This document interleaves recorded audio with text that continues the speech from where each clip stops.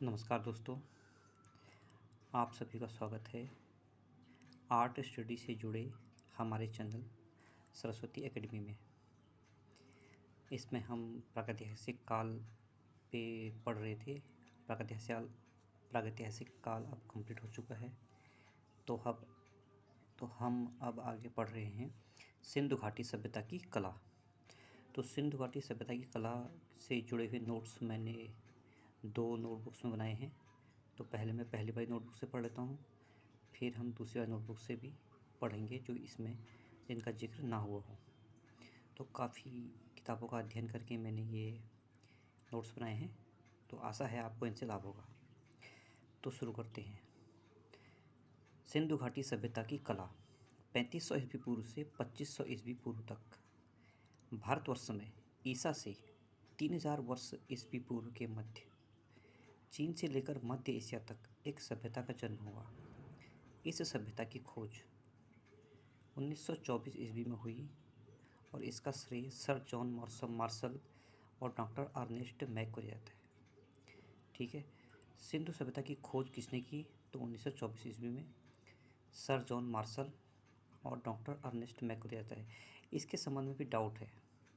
कोई कहते हैं इसकी खोज 1919 में की गई इनके द्वारा, कोई कहता है 24 में।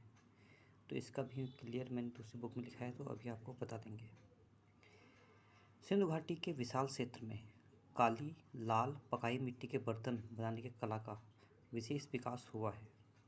इन बर्तनों पर मातृ देवी की मूर्तियाँ, वनस्पति, पशु पक्षी, कुकुंदयुक्त बैल, बारहसिंगा, मछली के परिष्कृत रूप तथा ज्यामितीय अभिप्रायों, गोल अर्धचंद्राकार व तिरछी रेखाओं के आलेखनों का प्रयोग है। इस प्रकार की सामग्री भारत तथा पाकिस्तान में मोहनजोदड़ो, हड़प्पा, कुल्ली में ही लोथल, झूकर तथा झांकर, चान्होदड़ो, अमरी नंदरानाल, झोप के उत्खनन में प्राप्त हुई है। यूँ तो श्री कनिंघम ने सन 1878 में हड़प्पा टीले की खोज की थी, लेकिन वैज्ञानिक आधार पर इस टीले की खुदाई 1921 ईस्वी में श्री दयाराम साहनी ने की थी। 1922 ईस्वी में स्वर्गीय R.D. बनर्जी की अध्यक्षता में उत्खनन कार्य आरंभ हुआ मोहनजोदड़ो में। ठीक है फ्रेंड्स, तो इस संबंध में क्वेश्चन आएगा। तो इसका जहाँ तक मुझे पता है, मैं जरा दूसरी बुक को भी देख लूँ, इसमें क्या दिया गया है। खोज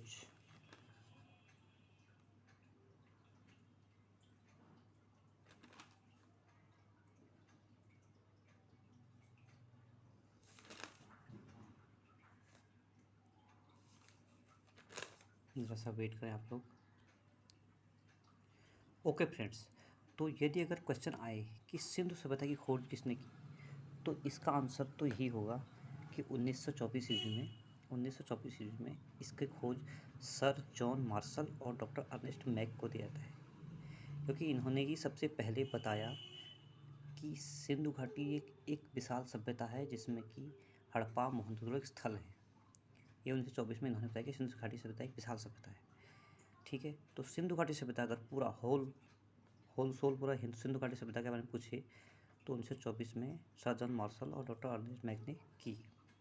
लेकिन यदि केवल हड़प्पा पूछे तो हड़प्पा की खुदाई सन 1921 ईस्वी में श्री दयाराम साहनी ने की। ठीक है, और अगर मोहनजोदड़ो की पूछें तो 1922 ईस्वी में स्वर्गीय R.D. बनर्जी ने की। तो इस तरह से क्वेश्चन आप याद कर लीजिए। ठीक है, और इसमें क्वेश्चन इस प्रकार भी आ सकता है कि पहली बार किसने देखा हड़प्पा टीले को, कि इसमें यहाँ पर कुछ अवशेष हैं, तो ये श्री कनिंघम ने 1878 में देखा। वैसे ये क्वेश्चन आता नहीं है। आगे हम पढ़ते हैं कि क्या क्या मिला। होता ना कि मोहनजोदड़ो टीले में क्या क्या मिला। हालांकि ऑप्शनल क्वेश्चन आते हैं तो यही आएगा कि विशाल स्नानागार कहाँ मिला, या वो क्या मातृ देवी की प्रतिमा कहाँ मिली। तो हम पर्टिकुलर पढ़ के याद कर लेंगे, और कौन सी प्रतिमा कहाँ मिली ये विस्तार से मैं भी आपको आगे बताऊंगा। आगे पढ़ते हैं। 1954 ईस्वी में सर R.D. राव की अध्यक्षता में, ओके राव भी होंगे एक, उनकी अध्यक्षता में काठियावाड़ के लोथल तथा चान्होदड़ो से भी सिंधु सभ्यता के अवशेष प्राप्त हुए। राजस्थान में पीली बग्गा तथा काली बग्गा की खुदाई में भी इस प्रकार की प्राचीन सभ्यता के अनेक साक्ष्य मिले हैं। सिंधु सभ्यता के समकालीन ही अन्य सभ्यताओं के अवशेष भी प्राप्त हुए हैं। इनमें प्रथम नंबर पर आता है क्वेटा सभ्यता की कला। 3500 ईस्वी पूर्व से 1800 ईस्वी पूर्व सर ऑरिलस्टाइन ने क्वेटा क्षेत्र को वजीरिस्तान तथा उत्तरी बलूचिस्तान की खुदाई में कुछ पकाई मिट्टी के सिर प्राप्त हुए। एक क्वेश्चन आ सकता है कि उत्तरी बलूचिस्तान क्वेटा क्षेत्र में पकाई मिट्टी के सिर किसे प्राप्त हुए, तो सर ऑरिलस्टाइन ने। सन 1950 से 51 के मध्य अमेरिकी पुरातत्व विभाग के तथा पाकिस्तानी पुरातत्व विभाग के एक दल को कुछ प्राचीन काल की सामग्रियां प्राप्त हुई।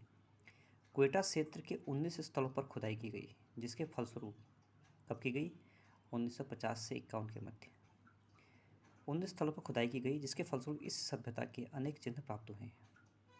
क्वेटा से प्राप्त चिन्हों को मिट्टी के बर्तनों की सभ्यता के सबसे पुराने चिन्ह माना गया है। तो मिट्टी के बर्तनों की सभ्यता के सबसे पुराने चिन्ह कहाँ के अवशेषों को माना गया है, क्वेटा से प्राप्त जो भी बर्तनों के अवशेष मिले हैं। क्वेटा नामक स्थान के 400 गज पश्चिम में सिंधु सभ्यता से मिलती जुलती ग्रामीण सभ्यता के सबसे पहले चिन्ह प्राप्त हुए हैं किला गुल मोहम्मद से। किवेक की खुदाई में कन्नीनुमा आकार के छोटे छोटे यंत्र, सेल खड़ी के प्याले, ये सेत खड़ी छपा है लेकिन सेल खड़ी है, सेल खड़ी के प्याले और खुरचने वाले औजार मिले हैं।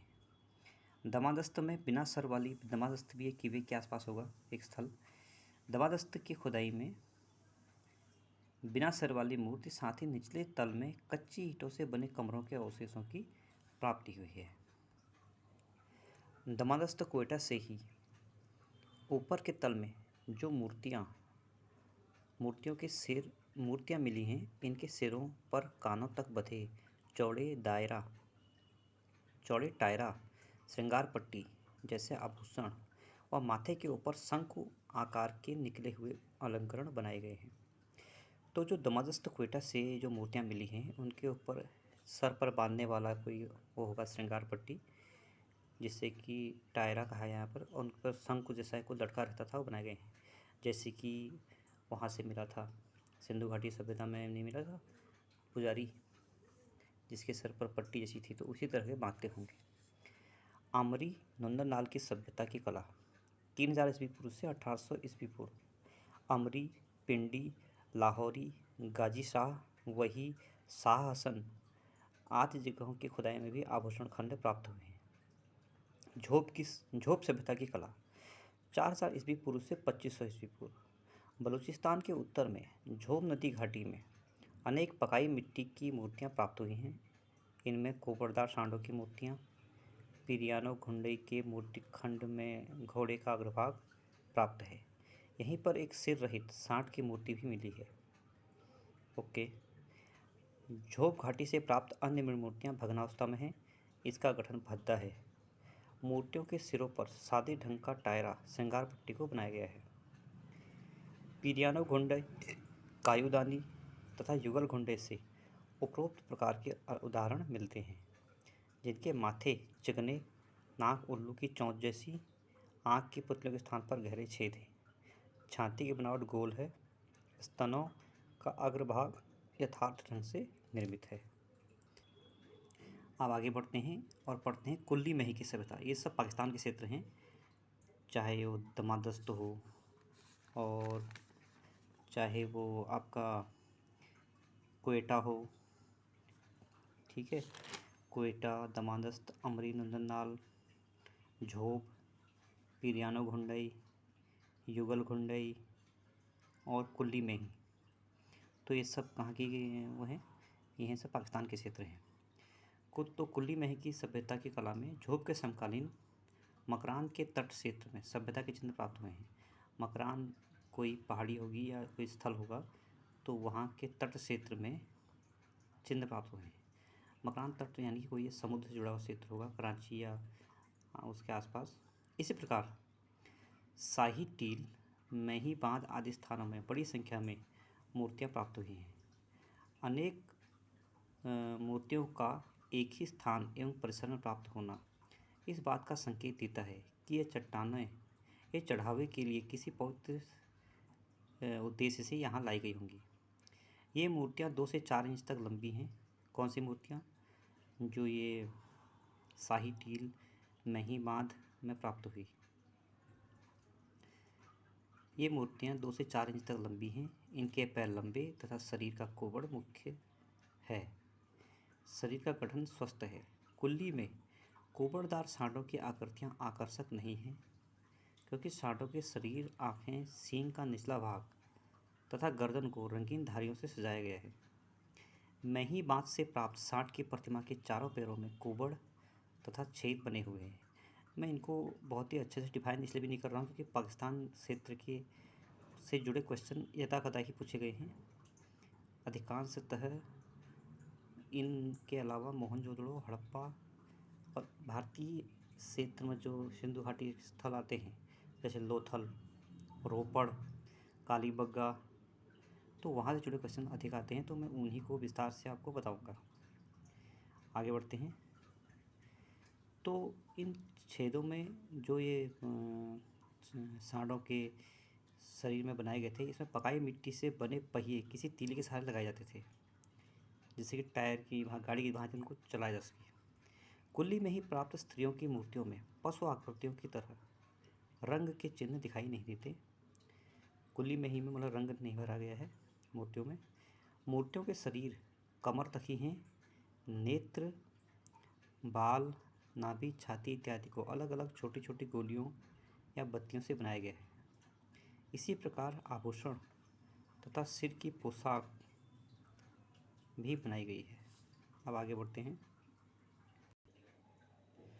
अब आगे है हड़प्पा, मोहनजोदड़ो तथा लोथल की सभ्यता की कला 2700 ईस्वी पूर्व से 1700 ईस्वी पूर्व। हड़प्पा की खुदाई में 3 प्राचीन योजनाबद्ध नगर मिले हैं और अनाज भंडार, स्नानागार, मणिमूर्तियाँ तथा अन्य सामग्रियाँ प्राप्त हुई हैं। यहाँ पर चित्रकारी का अनुमान मिट्टी के बर्तन, भांडों पर बने असंख्य अलंकरणों से लगाया जा सकता है। मोहनजोदड़ो सभ्यता की खुदाई में समाधियाँ, तालाब, स्नानागार, 2 मंजिला मकानों के अवशेष प्राप्त हुए हैं।